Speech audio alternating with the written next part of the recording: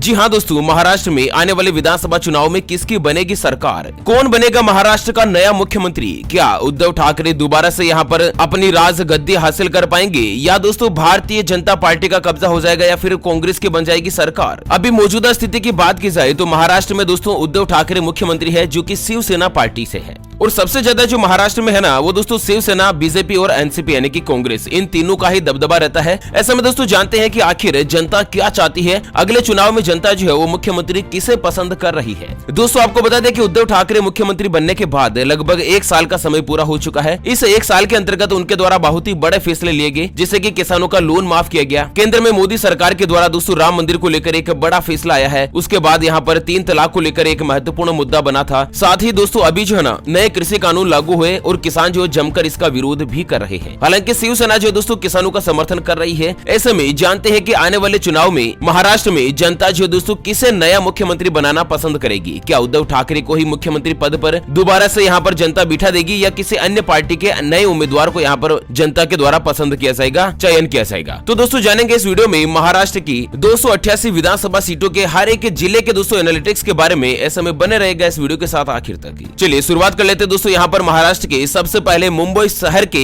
10 विधानसभा सीटों के opinion poll के बारे में कि मुंबई में जनता की क्या राय है। दोस्तों उससे पहले आपसे एक छोटी सी गुजारिश करते हैं, अगर आप नरेंद्र मोदी जी को पसंद करते हैं तो दोस्तों इस वीडियो को लाइक जरूर कीजिएगा। और हाँ, अगर चैनल पर पहली बार वीडियो देख रहे हैं ना तो वीडियो के नीचे का लाल कलर का सब्सक्राइब वाला बटन दबाकर चैनल को सब्सक्राइब भी कर लीजिए। दोस्तों बात करते हैं मुंबई शहर की। मुंबई शहर में विधानसभा की कुल 10 सीटें हैं। 10 सीटों में से यहाँ पर जनता की राय के मुताबिक शिवसेना को मिल सकती है 2 सीटें और साथ ही भारतीय जनता पार्टी के खाते में जा सकती है दोस्तों 5 सीटें। एनसीपी को मिल सकती है 1 सीट, जबकि दोस्तों कांग्रेस के खाते में 1 सीट और 1 सीट जो है ना किसी अन्य पार्टी के खाते में भी जा सकती है। मुख्य रूप से मुंबई में दोस्तों 5 सीटें बीजेपी को और 2 सीटें जो है वो शिवसेना के खाते में जाती हुई दिखाई दे रही है मुंबई शहर में। चलिए जलना जिले की बात की जाए तो जलना में विधानसभा की कुल 5 सीटें हैं और 5 में से 2 सीटें शिवसेना के खाते में, 3 सीट जो दोस्तों बीजेपी के खाते में जाती हुई दिखाई दे रही है। जलगांव की बात की जाए तो जलगांव में दोस्तों विधानसभा की कुल 11 सीटें हैं। जलगांव में दोस्तों कई राज्यों के लोग यहाँ पर रहते हैं, कई राज्यों के लोगों को रोजगार मिल रहा है। विशेष रूप से जो मिठाई बनाने वाले कारीगर है या फिर दोस्तों स्पेशली जो हाथ के कलाकार है ना, जो हाथ से काम करते हैं, जैसे कारीगर हो गए, हस्तशिल्प हो गया, मूर्ति बनाने वाले हो गए, वो यहाँ पर बड़ी तादाद में रहते हैं, उनको काफी अच्छा रोजगार भी मिल जाता है। तो जलगांव की कुल 11 विधानसभा सीटों की बात की जाए तो 11 में से 2 सीटें जो दोस्तों शिवसेना के खाते में जा सकती है। 7 सीट जो है ना वो इस बार भारतीय जनता पार्टी को मिल सकती है और 1 सीट जो है ना दोस्तों कांग्रेस और 1 सीट एनसीपी के खाते में भी जा सकती है। और वहीं अगले नंबर पर बात करते हैं दोस्तों औरंगाबाद जिले के बारे में। औरंगाबाद जिले में विधानसभा की कुल 9 सीटें हैं और जनता की राय के मुताबिक इस बार 9 में से 2 सीटें शिवसेना के खाते में जा सकती है। 5 सीटों पर भारतीय जनता पार्टी की जीत हो सकती है और साथ ही एनसीपी और कांग्रेस के खाते में दोस्तों 1-1 सीट जाती हुई दिखाई दे रही है। चलिए अगले नंबर पर चर्चा करते हैं दोस्तों अमरावती जिले के बारे में। अमरावती जिले में विधानसभा की 8 सीटें हैं और 8 में से दोस्तों जनता के ताजा ओपिनियन पोल और राय सर्वे में निकल कर आ रहा है कि 3 सीटें जो है वो शिवसेना को मिल सकती है, जबकि 4 सीटों पर दोस्तों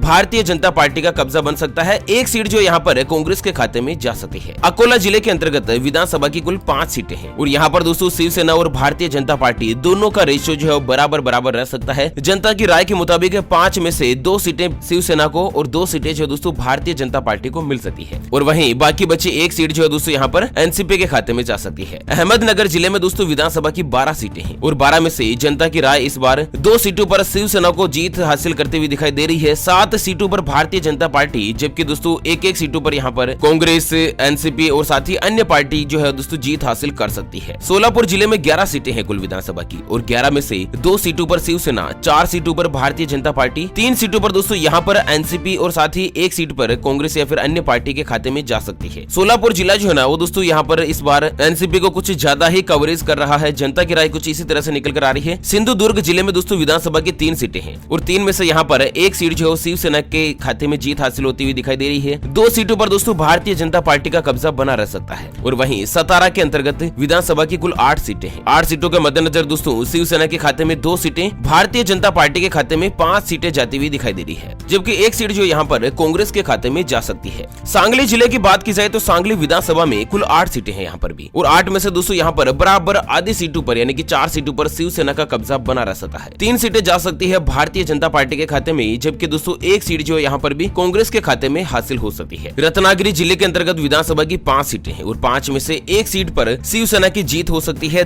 2 सीटों पर भारतीय जनता पार्टी की जीत हो सकती है और एक सीट जो है ना वो दोस्तों कांग्रेस और एनसीपी के खाते में जा सकती है। रायगढ़ जिले में दोस्तों 7 सीटें हैं कुल विधानसभा की और 7 में से यहाँ पर भी दोस्तों बराबर रेशो हो सकता है शिवसेना और भारतीय जनता पार्टी का। जनता की राय के मुताबिक 7 में से दोनों ही पार्टियों को 3-3 सीटें यहाँ पर मिलती हुई दिखाई दे रही है और बाकी बची एक सीट जो है ना वो कांग्रेस के खाते में जा सकती है। पालगढ़ जिले के अंतर्गत 6 सीटें हैं कुल और 6 में से यहाँ पर भी रेशो बराबर ही बना रह सकता है दोस्तों। 2-2 सीटें जो है ना वो बीजेपी को और शिवसेना दोनों को बराबर मिल सकती है। मौजूदा स्थिति तो ये बन के सामने आ रही है और वहीं कांग्रेस और एनसीपी को भी यहाँ पर बराबर रेशो हो सकता है कि एक सीट जो है वो मिल सकती है। उस्मानाबाद जिले की बात की जाए दोस्तों, यहाँ पर विधानसभा की कुल 4 सीटें हैं। आपको बता दें उस्मानाबाद जिला जो है ना वो दोस्तों पूरा मुस्लिम बहुल इलाका है, जहाँ पर ज्यादातर आबादी जो है दोस्तों मुस्लिम परिवार की रहती है। यहाँ पर जो रेशो निकल कर आ रहा है ना, 4 में से एक सीट शिवसेना को मिल सकती है, 2 सीटें भारतीय जनता पार्टी को मिल सकती है, जबकि एक सीट जो है दोस्तों एनसीपी के खाते में जा सकती है। आपको बता दें मुस्लिम बहुल इलाके के अंतर्गत भी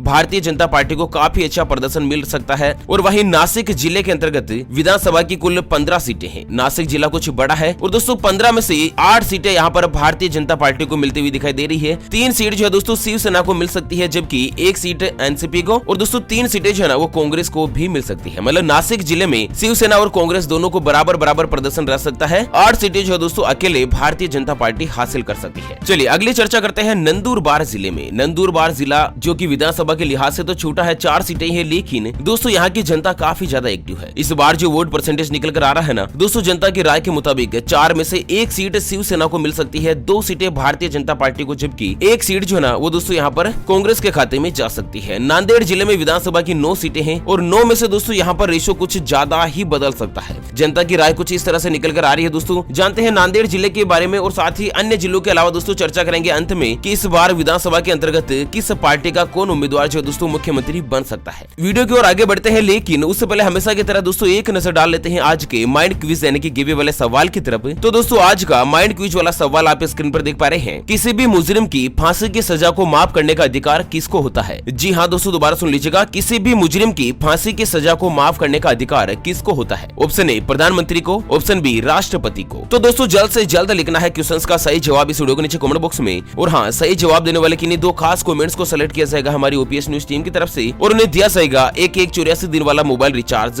बिल्कुल फ्री। ध्यान रखिएगा दोस्तों, ये गिव भी बिल्कुल फ्री है, इसके लिए कोई भी चार्जेस वगैरह हमारी न्यूज टीम के द्वारा नहीं लिया जाएगा। चलिए नांदेड़ जिले की बात की जाए तो विधानसभा की 9 सीटें हैं और 9 में से दोस्तों जनता की राय के मुताबिक 2 सीटें इस बार शिवसेना के खाते में जा सकती है, 4 सीटों पर भारतीय जनता पार्टी की जीत हासिल हो सकती है, 1 सीट एनसीपी को, जबकि 2 सीटें जो दोस्तों यहाँ पर कांग्रेस के खाते में भी जा सकती है। कोल्हापुर जिले के अंतर्गत दोस्तों कुल 10 सीटें हैं और 10 में से इस बार 2 सीटें यहाँ पर शिवसेना को मिल सकती है, 5 सीटों पर भारतीय जनता पार्टी की जीत हो सकती है और बाकी की जो 3 सीटें बची हुई है ना वो दोस्तों एनसीपी, कांग्रेस या फिर अन्य पार्टी को तीनों को ही बराबर मिल सकती है या किसी पार्टी को 2 भी मिल सकती है। कुल मिलाकर एक सीट जो है दोस्तों इस बार कोल्हापुर जिले के अंतर्गत एनसीपी, कांग्रेस और अन्य पार्टी को मिल सकती है। नागपुर जिला, जिसमें नागपुर में दोस्तों कवि बहुत ज्यादा रहते हैं, नागपुर जिले में विधानसभा की 12 सीटें हैं और 12 में से 5 सीटों पर यहाँ पर दोस्तों भारतीय जनता पार्टी का कब्जा बन सकता है। 3 सीटों पर जीत का रिकॉर्ड बना सकती है शिवसेना, जबकि दोस्तों 1 सीट एनसीपी के खाते में और 2 सीट कांग्रेस के खाते में जा सकती है और बाकी बची 1 सीट जो दोस्तों किसी अन्य पार्टी के खाते में भी हासिल हो सकती है। यवतमाल जिले के अंतर्गत दोस्तों विधानसभा की 7 सीटें हैं और 7 में से 2 सीटों पर यहाँ पर शिवसेना पार्टी को जीत मिल सकती है, 4 सीटों पर भारतीय जनता पार्टी को, जबकि 1 सीट जो है दोस्तों कांग्रेस पार्टी को यहाँ पर मिल सकती है। वहीं अगले नंबर पर चर्चा करते हैं वासिम जिले की। वासिम जिले में विधानसभा की कुल 3 सीटें, 3 में से दोस्तों जनता जो इस बार 1 सीट बीजेपी को, 1 सीट शिवसेना को, जबकि 1 सीट जो है ना वो कांग्रेस को दे सकती है। वासिम जिले में बराबर 1-1 सीट जो है यहाँ पर मिल सकती है। वर्धा जिले के अंतर्गत 4 सीटें हैं और 4 में से 2 सीटें शिवसेना को, 1 सीट बीजेपी को, जबकि 1 सीट जो है यहाँ पर दोस्तों एनसीपी को मिल सकती है। और उसी के साथ चर्चा करते हैं पुणे जिले की। पुणे जिले में विधानसभा की कुल 18 सीटें हैं और आपको बता दें 18 में से जनता जो है दोस्तों इस बार 4 सीटें शिवसेना को दे सकती है, 8 सीटों पर भारतीय जनता पार्टी की जीत हो सकती है, 3 सीटें एनसीपी के अंतर्गत और बाकी बची 2 और 1 सीट जो है ना वो दोस्तों क्रमशः कांग्रेस और अन्य पार्टी को मिल सकती है। तो पुणे जिले में दोस्तों 18 में से 4 सीटें शिवसेना को और 8 सीटें जो है ना वो भारतीय जनता पार्टी को इस बार जो है वो हासिल हो सकती है। चलिए परभनी जिले की अगर बात की जाए तो परभनी जिले के अंतर्गत 4 सीटें हैं दोस्तों विधानसभा की और 4 में से 1 सीट शिवसेना को, 2 सीटें बीजेपी को, जबकि 1 सीट जो दोस्तों एनसीपी को मिल सकती है। लातूर जिले में 6 सीटें हैं और 6 में से 1 सीट शिवसेना को, 3 सीटें भारतीय जनता पार्टी को और 1 सीट जो दोस्तों कांग्रेस और एनसीपी को यहाँ पर मिल सकती है। हिंगोली के अंतर्गत दोस्तों विधानसभा की कुल 3 सीटें हैं और विधानसभा की कुल 3 सीटों में से शिवसेना, बीजेपी बीजेपी और कांग्रेस तीनों को ही बराबर बराबर एक एक सीट मिल सकती है। और उसी के साथ दोस्तों चर्चा करते हैं गोंदिया जिले की। गोंदिया जिले में दोस्तों 4 सीटें हैं कुल विधानसभा की, और यहाँ पर भारतीय जनता पार्टी का इतिहास दर्ज हो सकता है। कुल 4 विधानसभा की सीटों में से जनता की राय के मुताबिक पूरी की पूरी चारों ही सीटें जो है दोस्तों भारतीय जनता पार्टी को मिल सकती है। और इसी के साथ गढ़चिरौली जिले में दोस्तों विधानसभा की 3 सीटें हैं और 3 में से 2 सीटें बीजेपी को, जबकि 1 सीट शिवसेना को मिल सकती है। धुले जिले में दोस्तों 5 सीटें हैं और 5 में से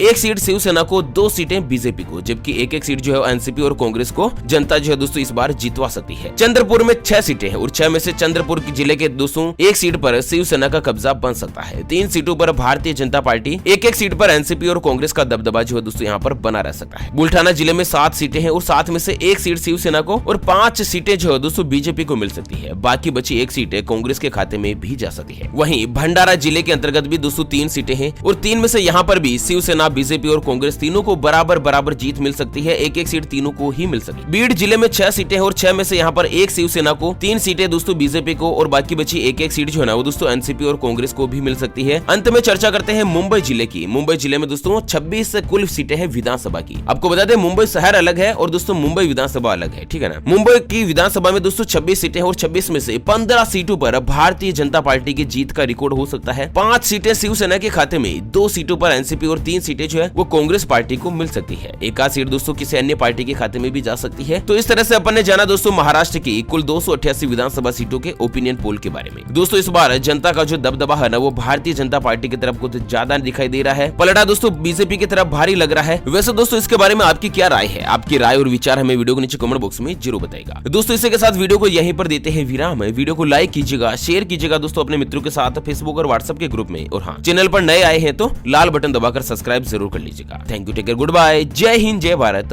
वंदे मातरम।